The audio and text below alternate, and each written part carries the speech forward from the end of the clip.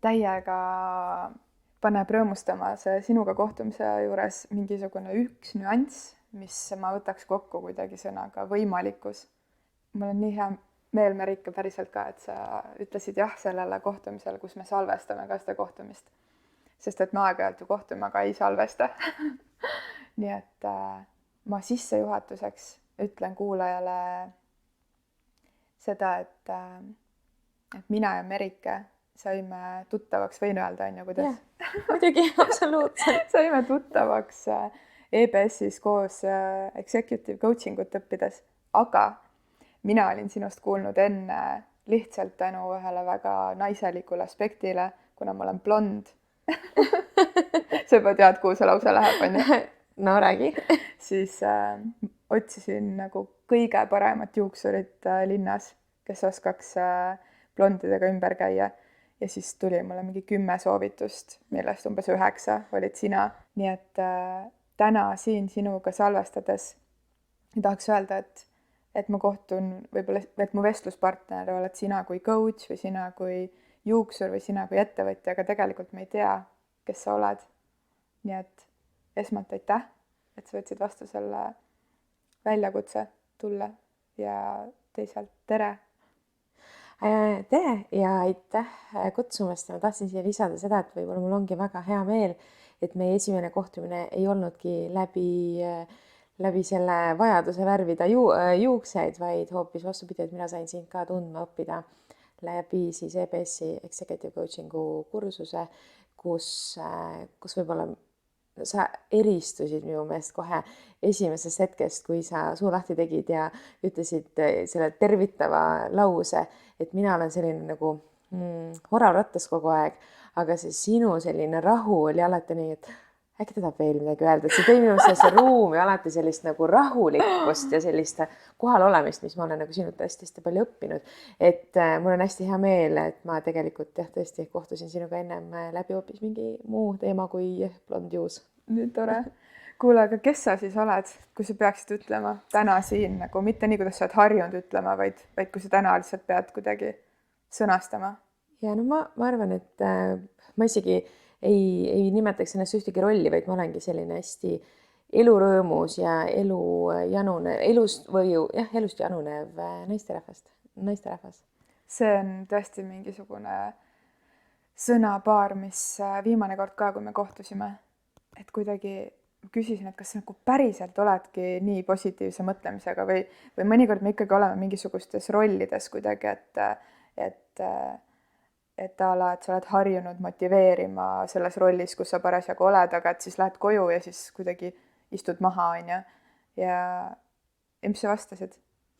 Ma olengi, et selles on 90% ajast ma nagu ikkagist olen nagu hästi rõõmsameelne ja mulle meeldib see olek, et mul kindlasti on olnud hetki, kui ma lähen koju ja istun maha ja võtan võib-olla, ma ei ütleks maski, aga võib-olla lasen oma tunnetel tulla välja, on ju, mida ma nagu päeva ajal alati ei luba, sellepärast, et mingite tunnete jaoks on vajalik ka mingi konkreetne hoitud ruum, on ju, et sellepärast on mul kodu on selline kindlus, kus ma alati tunnen seda nii-öelda või luban endale seda haavatavat tunnet, on ju, et ma kindlasti, mul on selline kokkuvõtmisoskus, aga nende tunnete taga on alati elurõõmus ja positiivne inimene.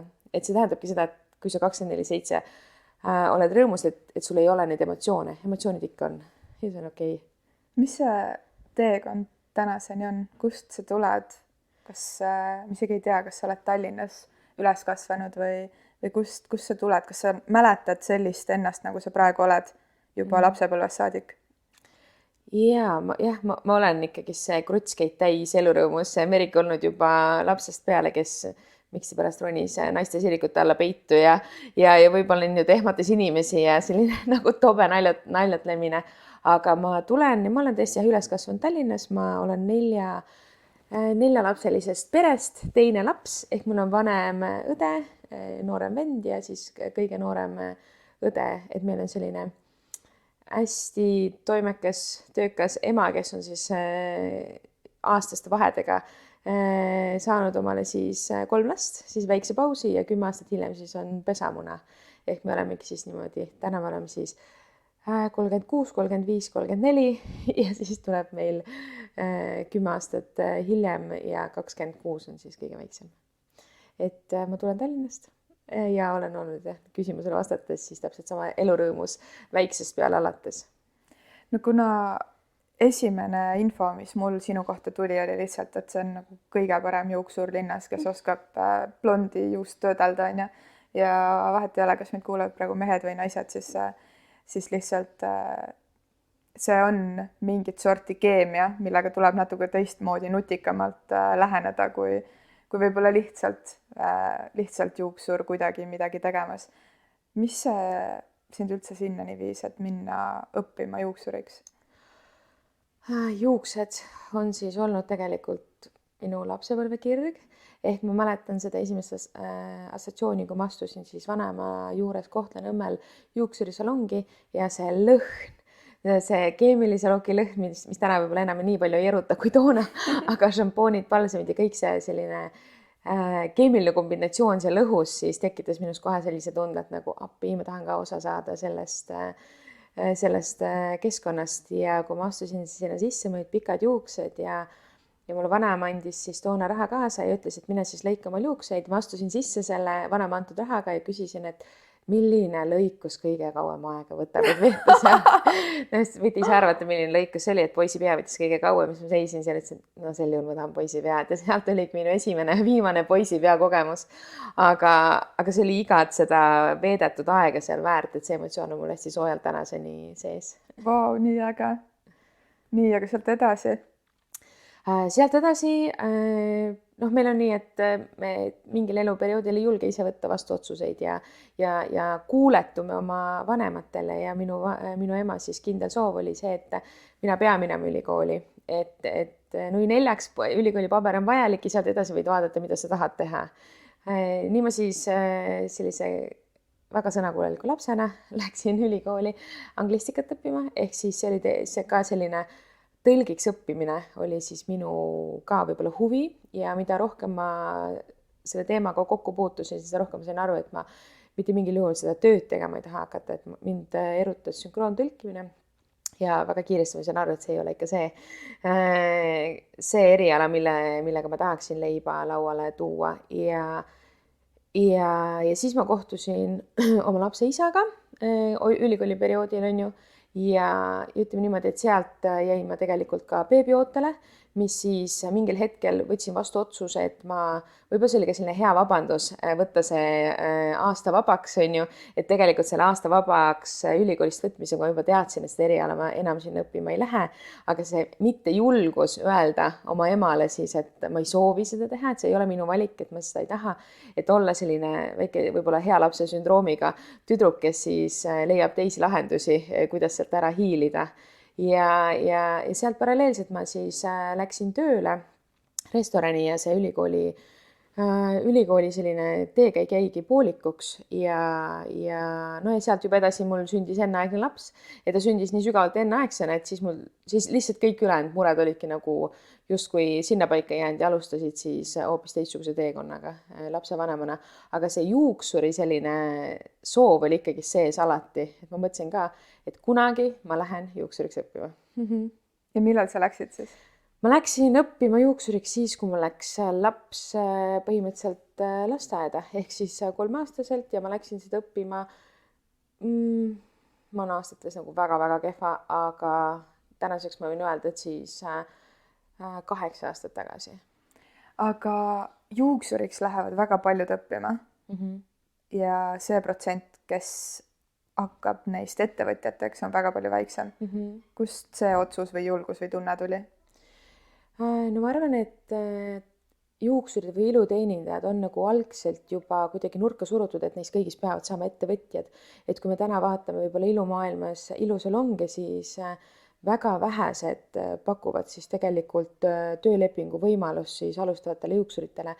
Et selline nurka surutud tunne, et sa pead hakkama ettevõtjaks, sa pead ennast turundama, sa pead endale klientuuri otsima, sa pead endale kohta rentima, et võib-olla see on see hästi hirmutav faktor, millega kõik ei tule toime.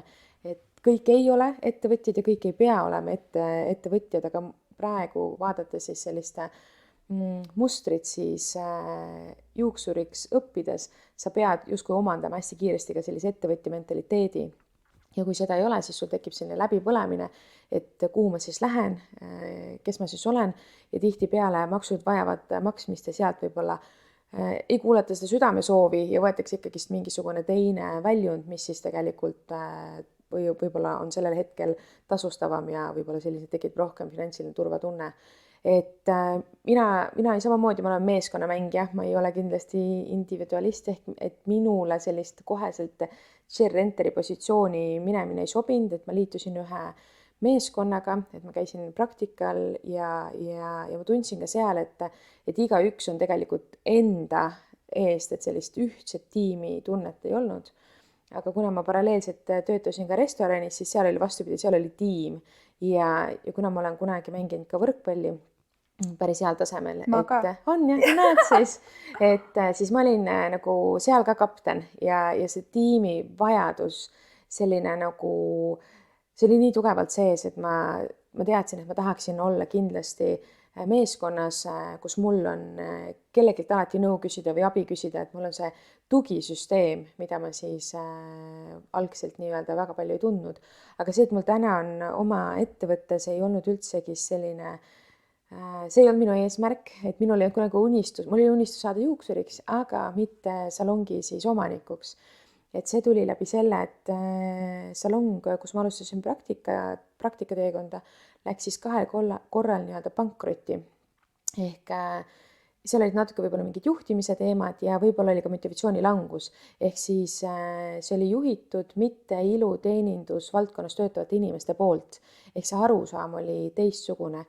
Ja siis, kui me õega võtsime vastu otsuse, et aga, sest see lokatsioon, kus me olime, meile väga meeldis, et meil oligi võimalus, et kas ma liigun ja otsin siis endale sellise koha, kus rentida tooli või siis loon ise mingisuguse tiimi, võimaluse, keskkonna ja tegelikult, et luua väärtust inimestele, kes sinna tooli istuvad.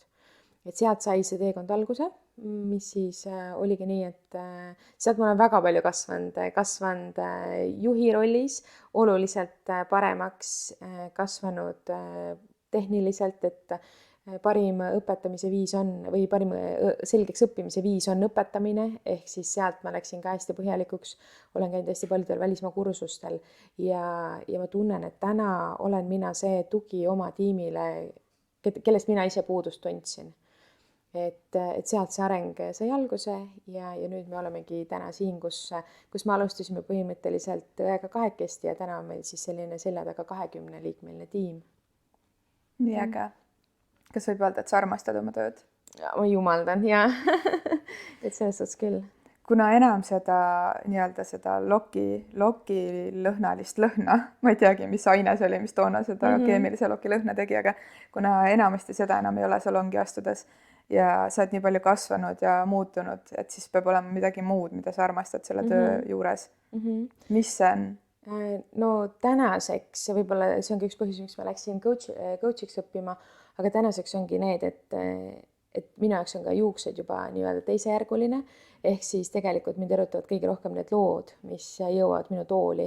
Et selline kvaliteetne juukse värvimine on selline lisaboonus, aga päris väärtus on tegelikult need vestlused, mis toimuvad siis juuksuri ja siis kliendi vahel.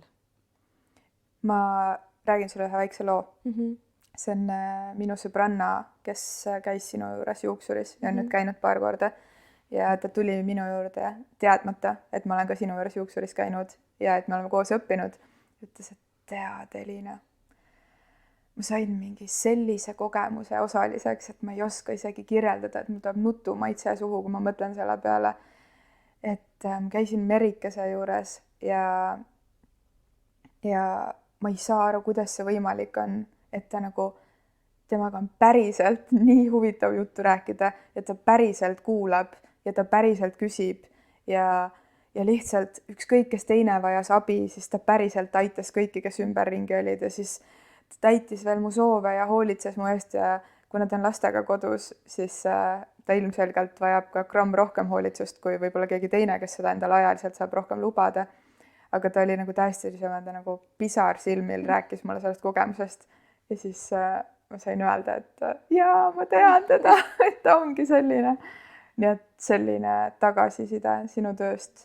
Mul oli nii hea meel seda kuulda ja see tõesti vastab tõele.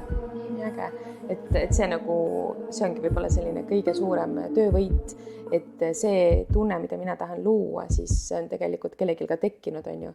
Et see ei ole lihtsalt mõte minu peas, mida ma tahan, vaid läbi mingite tööriistade, mida me oleme sinuga omandanud ja tegelikult läbi isikuomaduste ja hetkes olemise on tegelikult see, miks need asjad on nagu võimalikud, et see teadlikkus nagu enda tegevuste taga võimaldab siis sellist kasvu.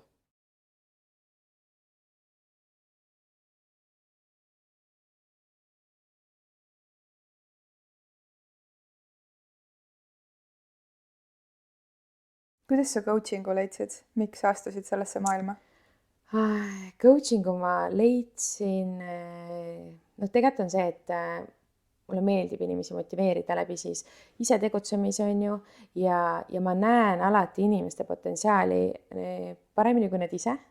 Ehk see vist on kõigi puhul, et me ise endale kuidagi on väga raske ise ennast tunnustada või näha, milleks me võimelised olema. Aga lõpuks, kui sa jõuad selle kasvuni, siis sa saad aru, et aga miks ma varem seda ei teinud. Ja ma nagu otsisin, mis on see võimalus, kuidas pakkuda oma klientidele suuremat väärtust ja miks mitte ainult siis, et mitte ainult oma juukseklientidele, vaid kuidas saada sellistesse vestlustesse, mis päriselt inimesi toetavad ja aitavad. Et nagu ma näen alati nagu olukordasid siis mitte probleemidena.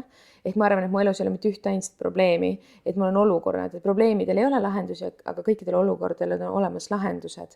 Ja ma tundsin, et ma tulevikus tahaksin teha sellist tööd, mis on kindlasti seotud inimestega, mis on mingisuguse väärtuse loomine, aga ei pea olema ilmtingimata nii-öelda kääri ja kammi tööna seotud.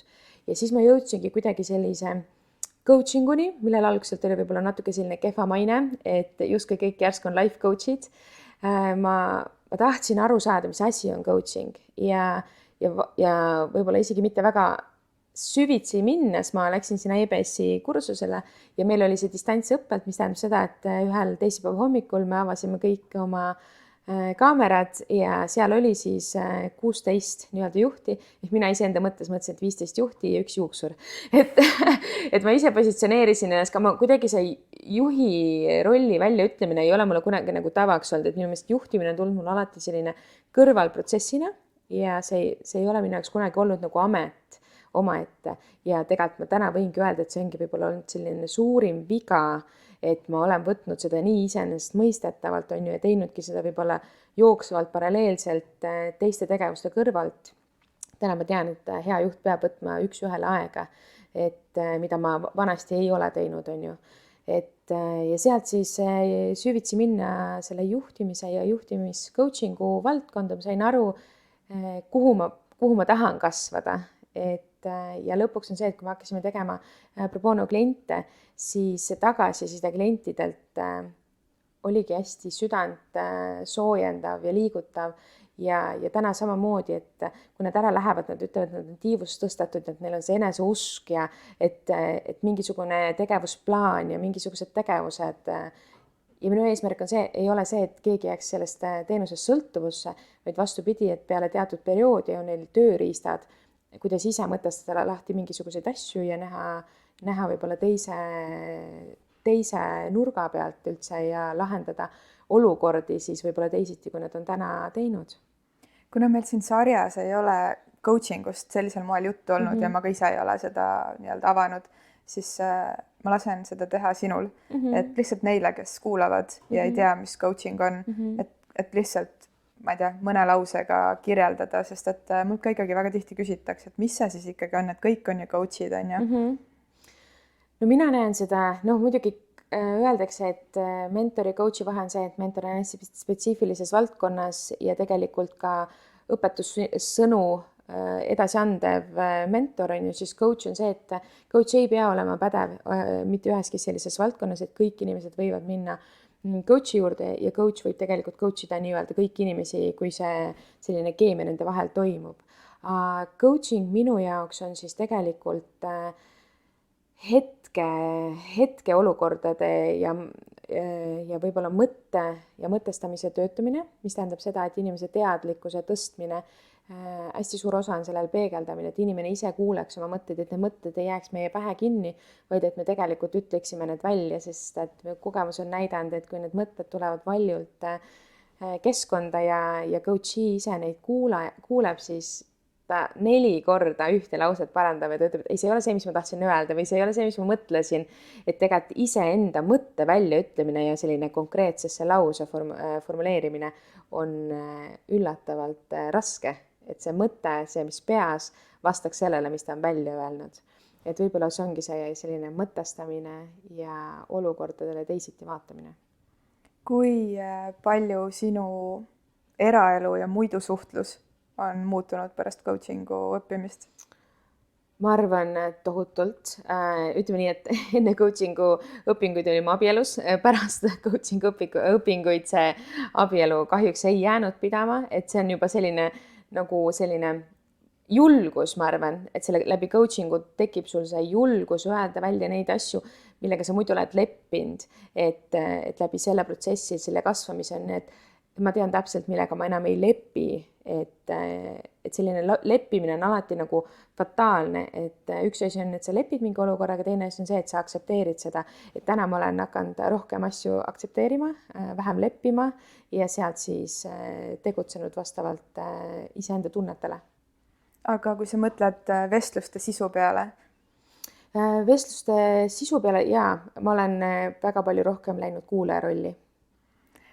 See tegelikult oli minu poolt suunatud küsimus, sest et ma enda poolt olen nii tohutult märganud seda, et mul on olnud varem hästi palju inimesi, kes tahavad minu nõu kuulda ja ma kuidagi olengi, kuna ma olen kogu aeg siuke mõtleja või nagu filosoof olnud, on ju, et siis kuidagi neid mõtisklusi on nii tore jagada ja pärast coachingu õpetan ikkagi täpselt seesama, et kuulamine on läinud kuidagi teravamaks ja ikkagi see koht, kus sa muidu võib-olla varem oleks lahenduse pakkunud, siis sa küsid neid õigeid küsimusi ja lased neil tulla lahenduste peale. Aga see on, ma näen, et see on tulnud koju üle nii lapsega suhtlemisel kui nagu sõpradega suhtlemisel. On sinuga ka nii? Et kui ma praegu mõtlen sellele olukorrale, siis just eile oli samamoodi, oli mingisugune olukord lapsel koolis ja kui ma nägin, kuidas võib-olla õpetajad selle lahendasid, ehk nad tegelikult lahendasid selle laste eest ise ära, et lihtsalt öeldes, et sa pead tegema nii ja sina ei tohi teha nii. Et siis oli selline esimene kord, kus ma võtsin telefonitoru ja helistasin õpetajale, lihtsalt ütlesin, nagu küsisin, et kuidas veel saaks neid olukordi lahendada nii, et nemad ise tulevad selle peale ja sellest kõnest oli selline hästi väga selline sisukas ja tähendusrikas vestlus õpetajaga, ma arvan, mis kestis üle poole tunni. Ehk tegelikult see ei olnud üldse mitte kuidagi süüdistav, vaid tegelikult nagu mõista, et kõigil on tegelikult hääl ja see hääl võiks kõigil kõlada, et meie peaksime oskama seda lihtsalt õigel ajal kuulata.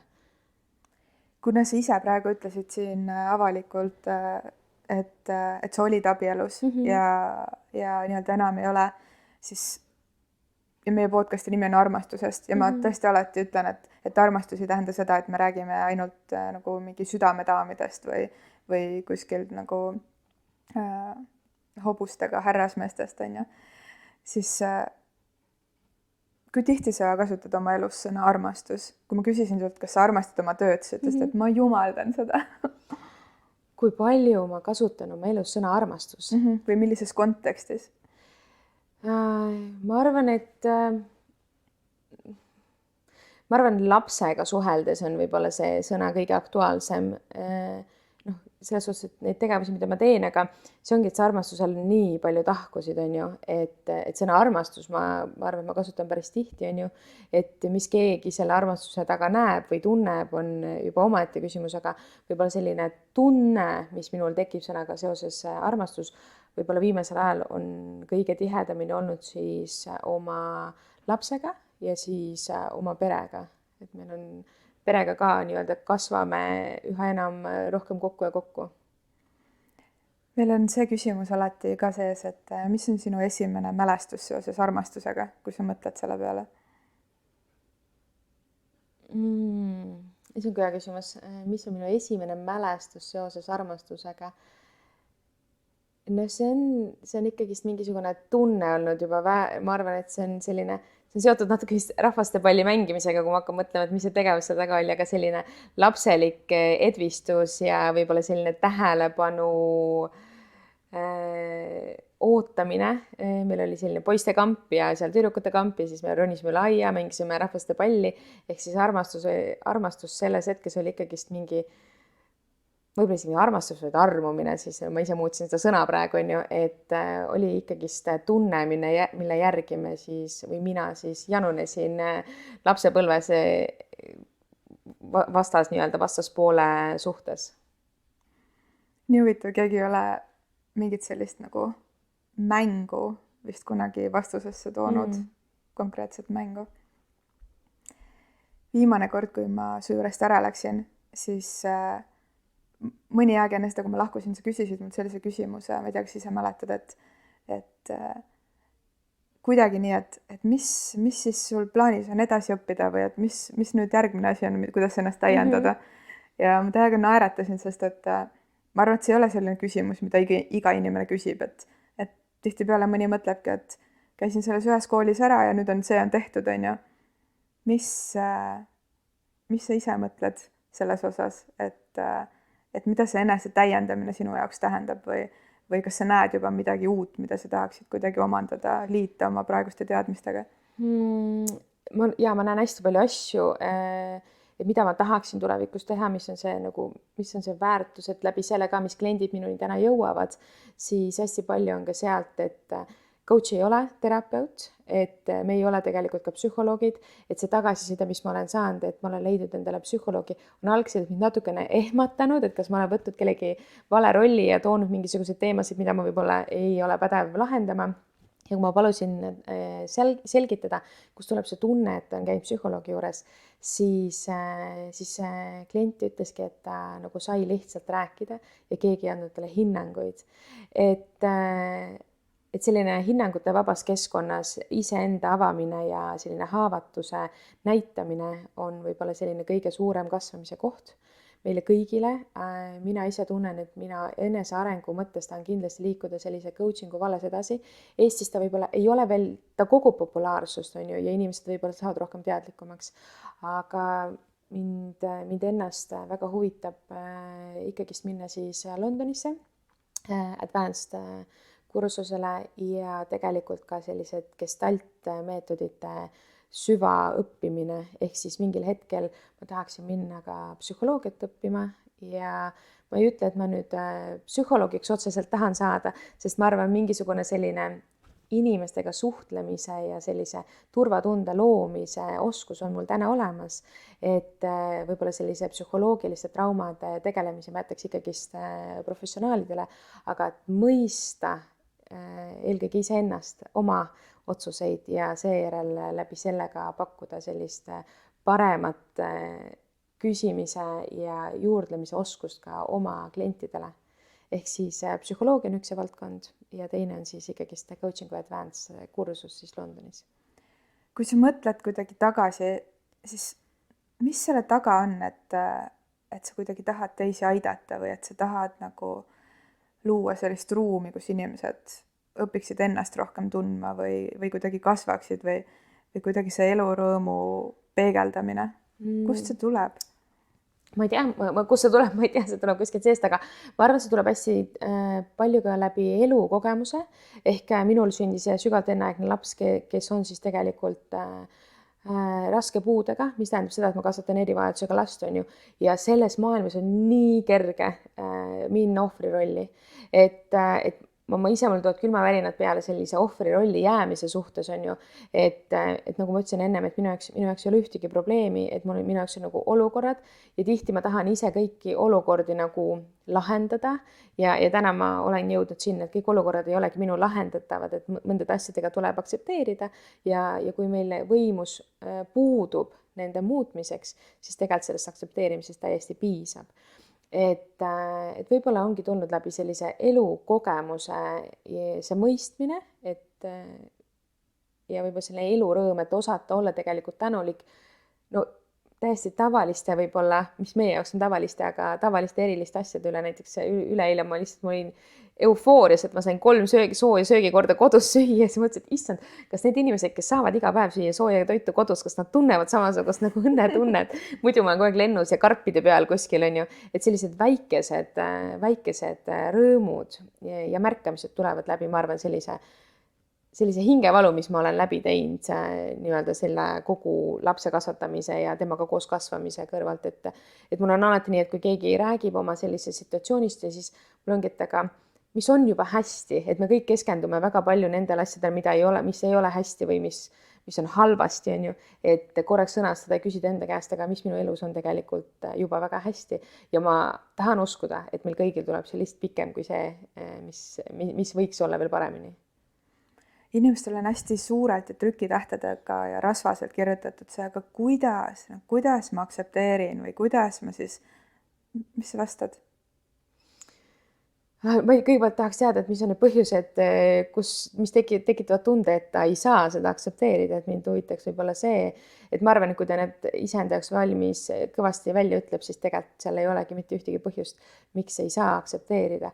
Ma ei kujuta, et raske on mõista võib-olla alati, et aga see püüdlus mõista, juba see lause, et ma püüan mõista, tekitab endas ka rahu, et võib-olla ongi, et mingeid asju ongi väga raske mõista, on ju, kui maailmad on erinevad või meie käitumismustrid on erinevad, on ju, aga tullagi selle juurde tagasi, et sina vastutad iseenda eest ja kõik seda, mis justkui ei ole sinu pädevuses muuta või mis ei ole sinu võimuses, siis sellega tegelikult ei peakski enda energiat kulutama, et lihtsalt aktsepteerida mingisuguseid olukordi, öeldagi välja oma tunded, mis sellega tekivad, et selline suhtlus on meil nõrk üleüldises mõttes, et või isegi natukene pinnapealne, et kui minna selle suhtlusega sügavamale, siis ma arvan, tulevad väga võimsaid emotsioone ja väga võimsaid mõistmisi, arusaami.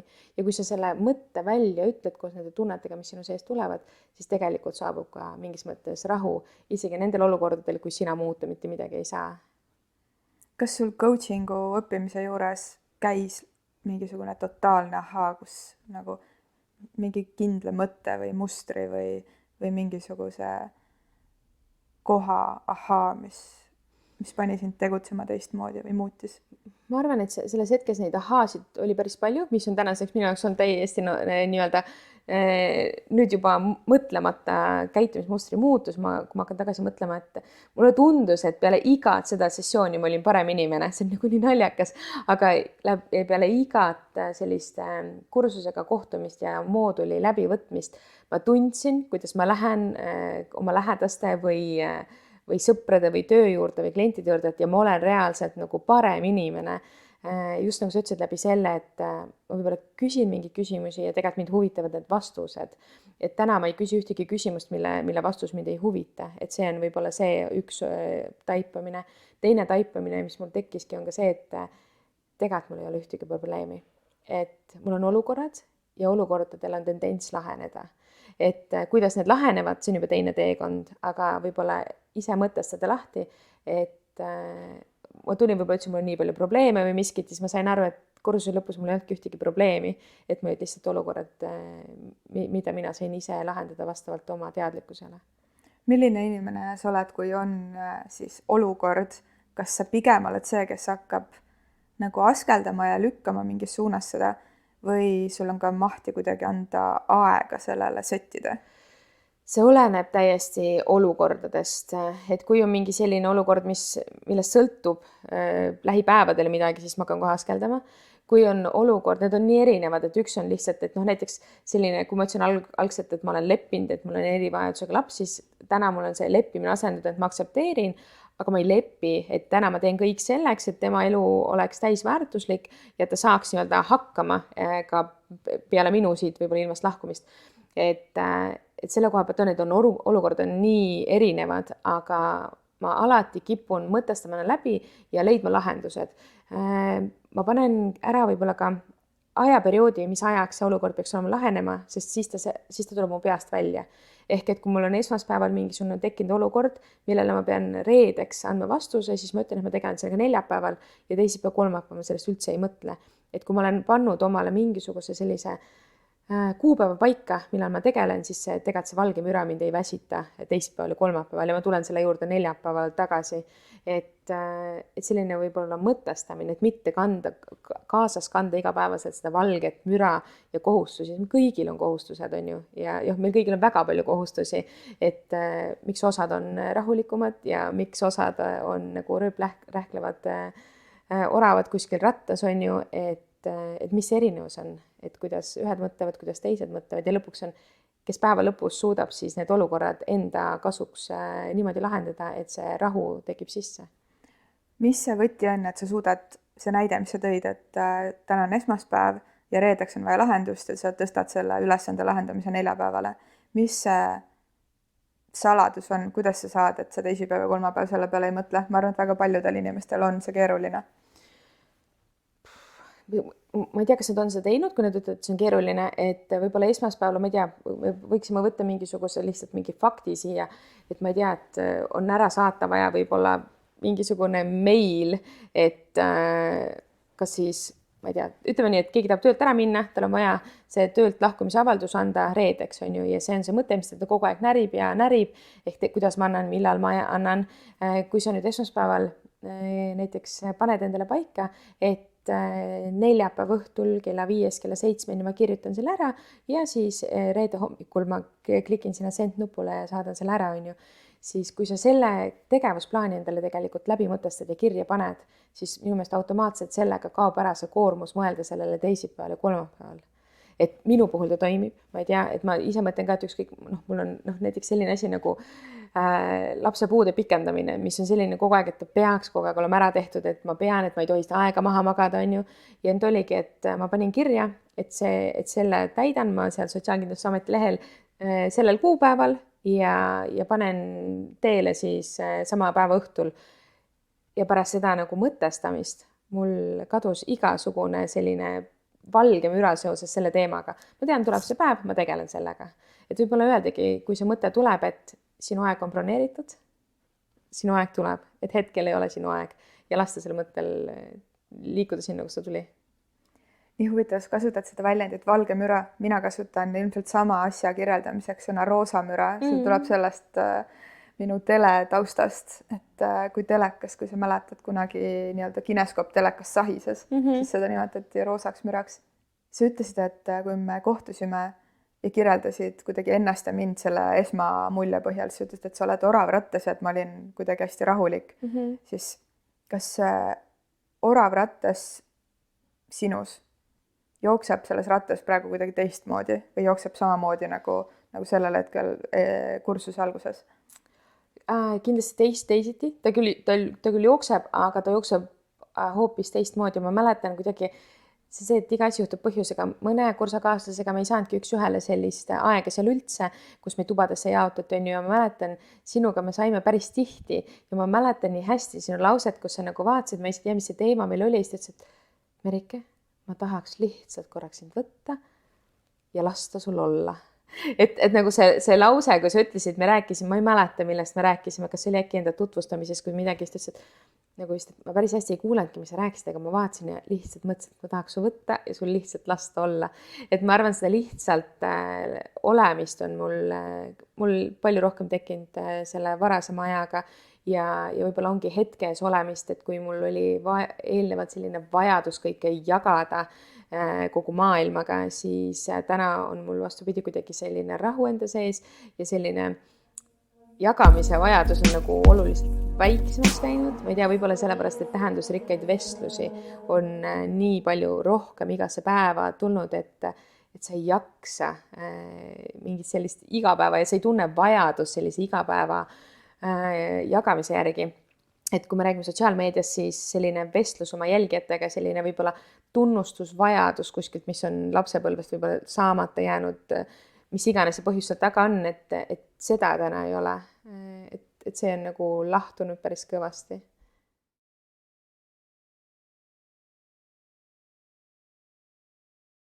ma väga tihti ei tunne mingisuguseid süümepiinu, sest et ma püüan oma elu elada nii, et neid ei tekiks. Ja see on niisugune naljakas väike süümepiina võbin alati, kui ma mõtlen, et ma tahaksin sinu elust aega. Et ükskõik, kas see on siis juuksuritooli tulles või näiteks tänagi, sest et ma olengi aru saanud, et su tunnid on nagu nii loetud. Milline su tavaline päev üldse välja näeb, kui nii saab öelda? No see, et me kõigi tunnid on loetud kokkuvõttes on ju, et elu on nullsumma mäng, et täna ma lihtsalt jagan seda aega valitud inimestega. Ehk siis, et minule sellised kohtumised on hästi tähendusrikkad, et ma pean sellest kohtumisest iseenda karikat saama täidetud. Et kui seda karika täitmist ei ole, siis ma paraku mingile üritusele ei jõua. Ja see ei ole mitte kuidagi kriitika kellegi vastu, vaid lihtsalt see on see eneseteadlikkus, et kui ma tahan tulla, ma tahan olla päriselt seal kohal. Et kui ma tulen lihtsalt tulemise mõttes, siis sellest tulemisest ei saa mitte keegi ja kaasa arvatud mina. Aga kui sa küsid, milline minu tavapärane päev, siis minu tavapärane päev on see, et märkan hommikul ülesse. Ideaalses päevas ma jõuan teha hommikul ühe väikse jalutusringi Kadrioru pargis, siis tulen koju tagasi ja hakkab hommikusöögi tegemine, lapse äratamine, kooli sättimine, siis põhimõtteliselt kuskil kell 7:38 ma jõuan tema ära viia ja 8:15, olenevalt mis kell mul klient on, et kui on varem, siis ta läheb ise, aga siis ma liigun salongi ja siis 8-st kuskil, vanasti oli see, et vanasti töötunde nagu valetati suuremaks, on ju, nüüd on vastupidi, et töötunnid tahaks lihtsalt valetada väiksemaks, sest kui ma selle kõva häälega välja ütlen, siis ma juba saan aru, et seda kõike on liiga palju, aga 8-st 8-ni kuskil mind salongist võib leida, mis tähendab seda, et peale kooli lapse huviringid ja tegevused siis on ära korraldatud nii, et keegi viib ja keegi toob ja meie siis nii-öelda kohtume pärast tööpäeva, kus me siis mõtestame lahti päeva, vaatame järgmiseks päevaks tegevusi ja põhimõtteliselt alustan kas mingi söögi tegemisega järgmiseks päevaks ja põhimõtteliselt ideaalis jõuaksin lugeda, et väga palju ma ei jõua teha, aga nädalavahetused on need, kus on meil perega jalutamised, mis on minu jaoks nagu hästi tähtsad, et kui ma esmaspäevast reedeni tegutsen siis kas salongis, tiimiga, coach imistega, siis nädalavahetus on see, kus ma täidan oma karikat niimoodi, et ma võtan selle 2-tunnise jalutuskäigu näiteks oma vennaga, ja need ongi hästi-hästi olulised minu jaoks ja võib-olla me üksteise karikaid täidame, et see on see koht, kus mina ei ole enam ainult kuulaja rollis, vaid ka sellise rääkija rollis ja tema samamoodi saab rääkida, sest tema muidu on personaaltreener ja tema on ka tavaliselt kuulaja rollis. Et siis see on see koht, kus me tegelikult käime mõtted läbi, peegeldame, mõtestame oma peremustreid, kust me tuleme, mis me kaasa oleme võtnud, mida me täna muuta tahaksime ja nii edasi, nii edasi. Sa ütlesid enne, et teie pere kasvab aina rohkem kokku. Ma arvan, et mind teeks nii palju õnnelikumaks, kui ma kuuleks kõikide inimeste suust seda lauset. Kuidas te kokku kasvate? Anna meile retsept kõigile, kuidas rohkem kokku kasvada. Ma nägin eile, et sa olid iglusaunas olnud, on ju, ja tuleb välja, et me olime kõrval iglusaunas.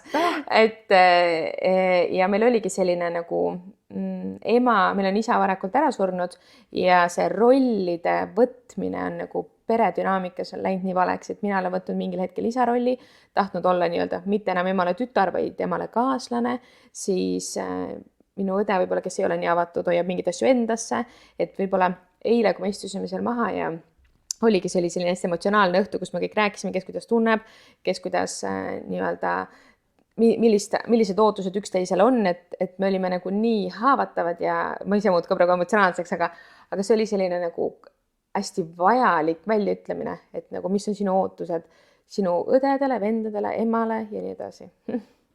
Kuidas peresiseselt kokku kasvada rohkem, kui osad on vestlusteks valmis, aga teised ei ole? Nüüd ongi see, et kas nad ei ole või nad ei oska.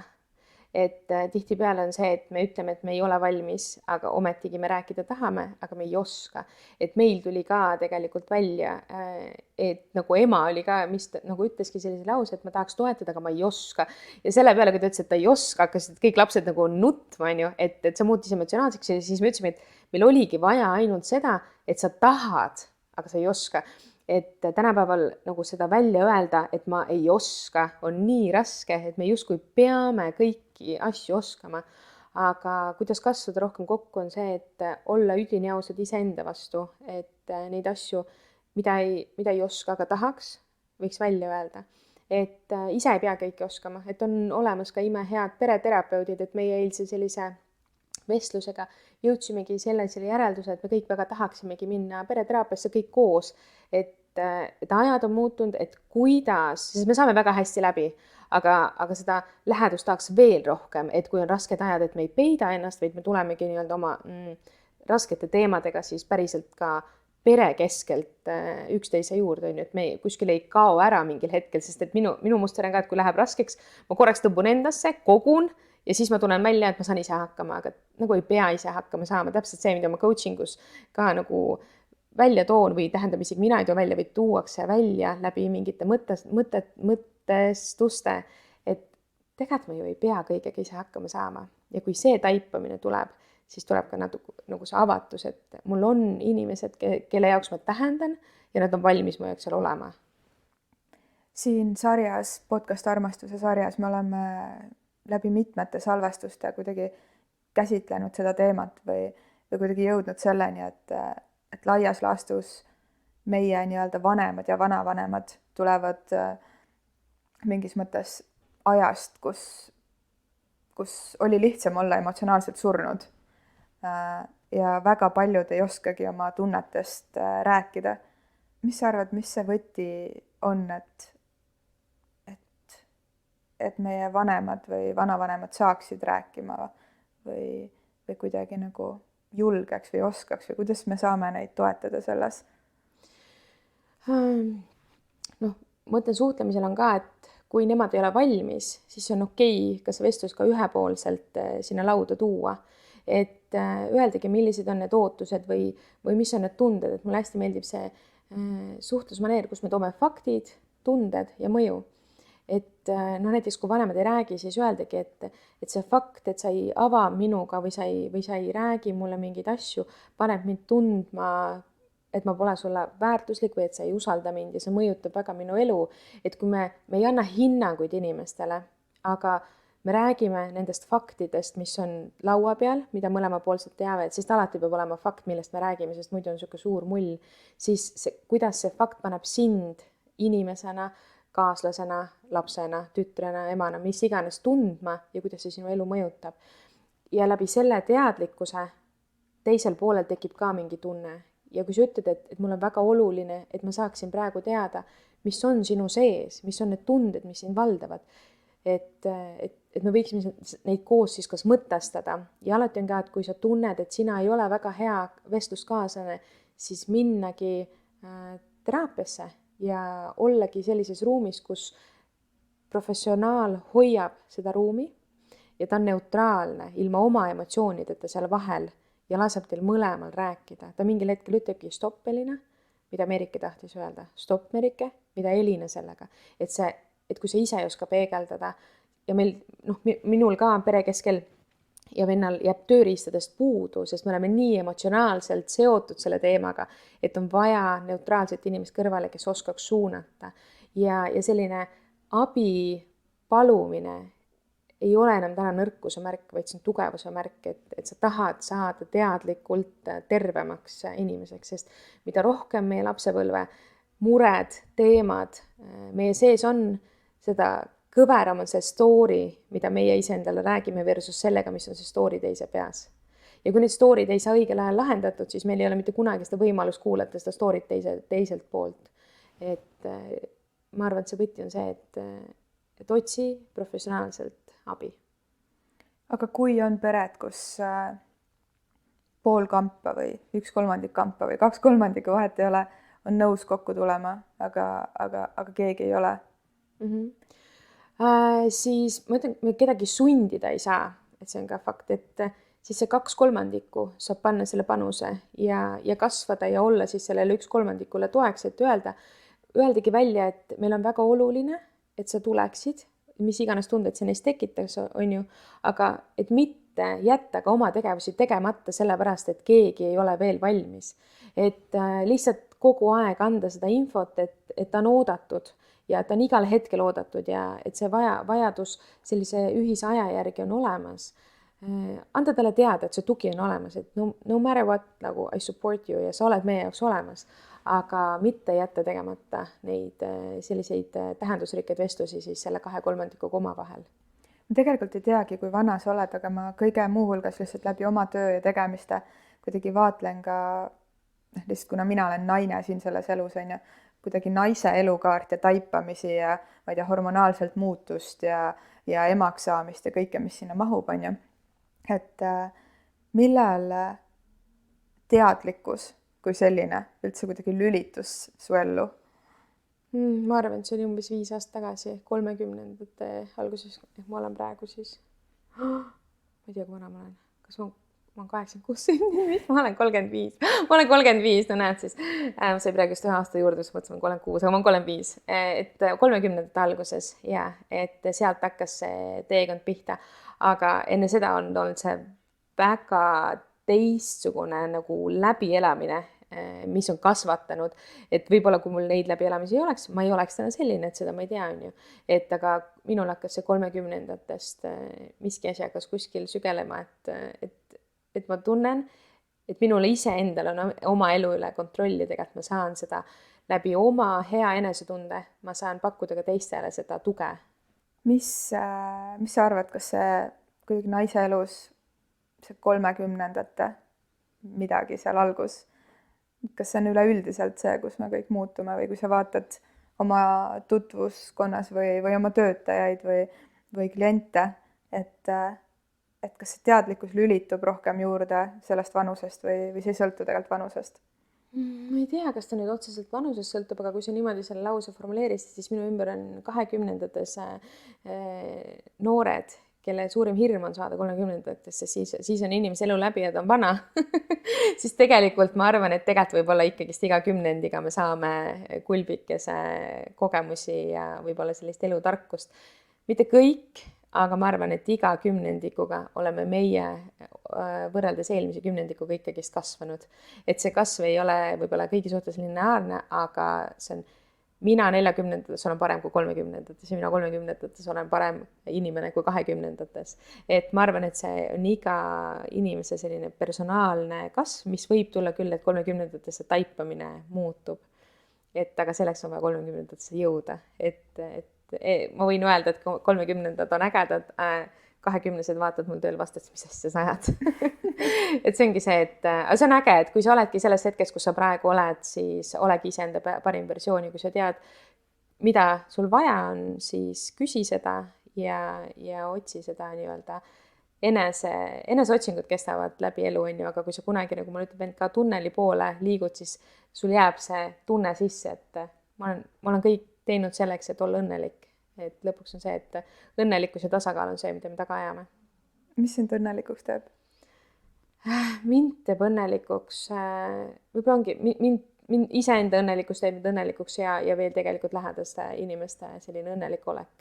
Ja võib-olla õnnelikuks teevad ka tähendusrikkad suhted, et ma ei taha lihtsalt pinepealseid suhteid, aga ma tahan päriselt selliseid tähendusrikkaid suhteid ja neid ei saagi väga palju olla, on ju, sest tegelikult need nõuavad aega. Siia lõppu nüüd teen ühe asja, mida ma laenan meie ühelt kursavennalt, kes eksami ajal tegi mulle nii-öelda selle väljakutse või mõtte. Ja see mõte, ma ei ole selle peale mõelnud, see tekkis mul praegu, kui sa ütlesid, et iga kümnendiga me kuidagi kasvame. Ehk et 10 aasta pärast Merike, kui ta nüüd helistab tänasele Merikesele, mis ta ütleb? Ma arvan, et ütleks, et issand kui äge, et sa oled sellel teele teele läinud ja ma väga ootan sind 10 aasta pärast. Et ma arvan, et ta tunneb uhkust, et ma ise tunnen, et see kasvamine, et see on kuidagi nagu, see kasvamine on väga vajalik, et jääda vaimselt terveks. Et noh, see on see koht, kus ma tunnen ja ma arvan, et 10 aasta pärast, noh, ütleme 50-ndate lähenev Merike vist on uhke selle teekonna üle, mis ta on läbi teinud ja võib-olla ongi see väärtus, mida ta teistele loob, teeb teda ka õnnelikuks. Aitäh sulle. Aitäh kutsumast. Mul kuidagi nii mõnus tunne sinu peale mõeldes. See tõesti inspireerid mind ja ma tean, et väga paljusid teisi ka ja kuidagi nii äge on see, et mingid erinevad aspektid saavad kokku selles tegelases, kes sa siin elus oled. Ja mina ka tänan tegelikult üldse seda EBS-i, et sina sellel kursusel olid ja et meie teed on ristunud ja see, kuidas sina oled õpetanud nagu seda pidurit vajutama läbi oma tegevuste, ehk tegelikult me saamegi inspireerida läbi selle, mida me ise teeme, on ju, mitte mida me räägime, vaid mida me tegelikult teeme ja praktiseerime. Et ma räägin ka, et iga kord, kui ma sinuga koos olen, siis mind valdab selline rahu. Et võib-olla see selline sõnade speed läheb ka 2 korda nagu aeglasemaks, aga et ma päriselt olen ja see, millise koha sa oled Hiiumaal loonud, kus me käisimegi lapsega kahekesti, et see oli ka nagu, et see oli lihtsalt nii nagu silmi avav ja lihtsalt selline nagu kohalolek iseendaga, lihtsalt iseenda mõtetega, et ma arvan, et see on kõigile äärmiselt vajalik. Et see hetk, kui sa suudad iseendaga olla, siis see on juba selline hea kasvamise hetk. Jah, ma arvan, et me mõlemad kuidagi tuletame inimestele seda tiibade sirutamist meelde, aga nagu täpselt sellisel moel, mis tuleb läbi meie endi ja me oleme väga erinevad, aga selles mõlemas on kuidagi see suund või see suund on sarnane. Aitäh sulle. Aitäh sulle.